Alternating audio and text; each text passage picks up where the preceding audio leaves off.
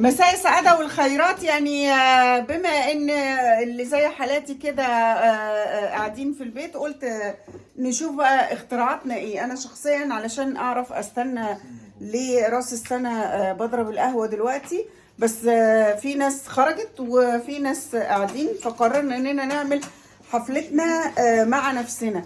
انت بتعمل ايه يا كيمو؟ احنا بنخترع اختراع بالاوريو. ايه بتعمل لنا هو ايه؟ هيطلع في الاخر سموزي سموزي أوريو ايه؟ كيك. يعني ما بين أيوة. الاثنين دول هو حاجه ما بين الاثنين. بنحط عملت شوية ايه بقى؟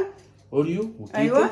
ولبن مجمد. ولبن مجمد حطيته في الفريزر. ده حطيته في الفريزر من الصبح. بس خد بالك انا ما بحبش العصاير اللي فيها مخبوزات. لا، يبقى انت تيجي تدخلي في الاختراع رقم 2. ايه الاختراع رقم 2؟ هيبقى هنعمله عندنا اوريو بس، وفي كتاكيتو.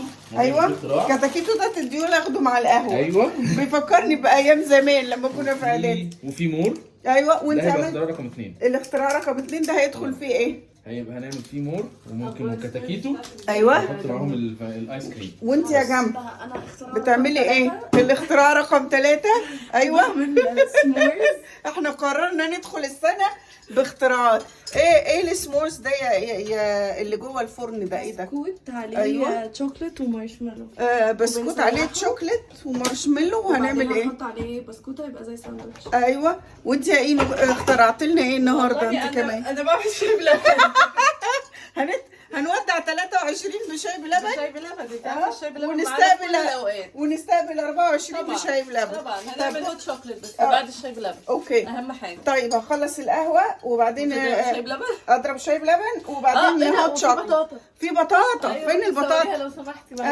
ايوه وعاملين بطاطا. ايوه دي عمايل يعني احنا عملنا حفله مع نفسنا. أيوة. قولوا لي انتوا عاملين ايه دلوقتي وبتعملوا ايه، وهقول لكم كمان شويه الاختراعات بتاعتنا وصلت لفين.